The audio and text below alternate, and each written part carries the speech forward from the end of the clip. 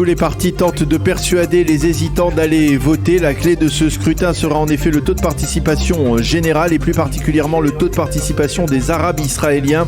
À droite, on fait état d'une tension grandissante entre Binyamin Netanyahou et Itamar Ben-Gvir, le leader de la force juive. Ce dernier a réuni hier une conférence de presse pour annoncer son intention de briguer après les élections le poste de ministre de la Sécurité intérieure. Objectif de Ben-Gvir, être celui qui sera responsable de la lutte contre le terrorisme à l'intérieur du territoire israélien. Une décision qu'il a donc réitérée après l'attentat qui s'est produit à Kiryat Arba samedi soir, près de son domicile. Dans l'entourage de Netanyahou, on affirme que Ben-Gvir ne sera pas ministre de la Sécurité intérieure car, je cite, il ne se comporte pas de manière responsable.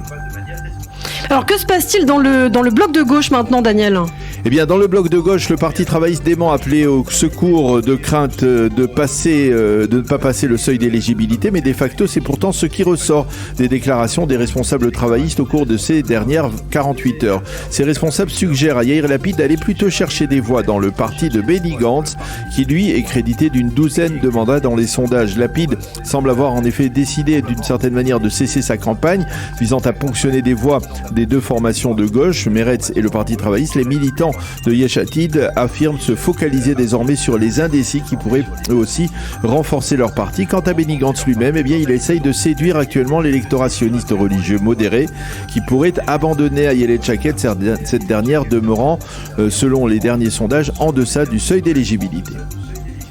Et c'est donc dans ce contexte d'incertitude, mais aussi de tension sécuritaire que l'on se prépare en Israël à cette consultation électorale.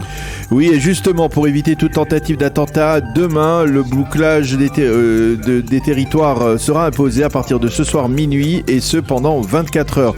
Les postes de passage vers la bande de Gaza seront fermés. Au sein des forces de sécurité, on dispose d'une centaine de menaces concrètes d'attentats terroristes pour les prochains jours, et les policiers et gardes-frontières israéliens seront donc déployés massivement dans les principales zones à risque. La police a lancé des appels aux citoyens israéliens qui disposent de ports d'armes pour se munir de ces armes durant les élections afin d'augmenter la probabilité de déjouer des attentats. Les responsables de la sécurité redoutent de nouveaux attentats après les 2 attentats qui se sont produits au cours des 36 dernières heures. D'abord à Kiryat Arba, comme je le disais à l'instant, attentat qui a coûté la vie à Ronen Hanania, 50 ans, de Kiryat Arba, et ensuite près de Nebi Boussa dans la vallée du Jourdain.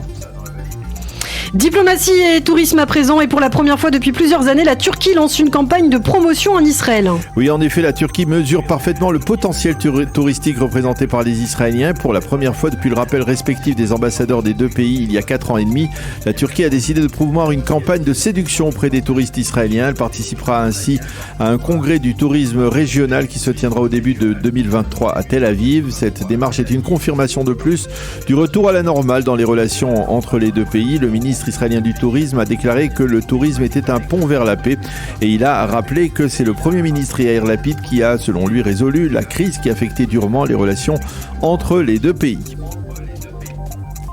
L'Ukraine exercerait actuellement par ailleurs des pressions sur les États-Unis afin que ceux-ci persuadent Israël de lui fournir de l'aide militaire. Oui, on le sait depuis plusieurs mois, le président Zelensky voudrait bien pouvoir disposer des fameuses batteries de missiles antimissiles israéliens d'hommes de fer, mais jusqu'à présent, le gouvernement israélien se refuse à fournir les moindres armes pour ne pas susciter la colère de Moscou, colère qui pourrait avoir des conséquences sécuritaires et stratégiques majeures, en particulier en Syrie. Alors apparemment, les Ukrainiens ont décidé de contourner Israël et de solliciter l'intervention de l'administration Biden. En effet, selon l'ambassadeur d'Ukraine en Israël, les États-Unis sont le seul pays qu'Israël écoute. Et puis très rapidement pour terminer, on reparle des biens juifs spoliés pendant la Shoah, et ce à l'initiative du président Yitzhak Herzog. Oui, en effet, le président Herzog a décidé de monter au créneau et de demander à tout gouvernement israélien qui sera formé après les élections d'œuvrer en faveur de la restitution de tous les biens juifs spoliés par les nazis durant la Shoah. Il l'a dit hier très clairement lors d'une rencontre qu'il a eue avec la présidente de la Fédération des organisations juives de survivants de la Shoah, Colette Avital, ainsi qu'avec des ambassadeurs de plusieurs pays européens. Cette réunion s'est tenue en perspective de la conférence internationale de Terezín 2 qui se tiendra en Tchéquie cette semaine.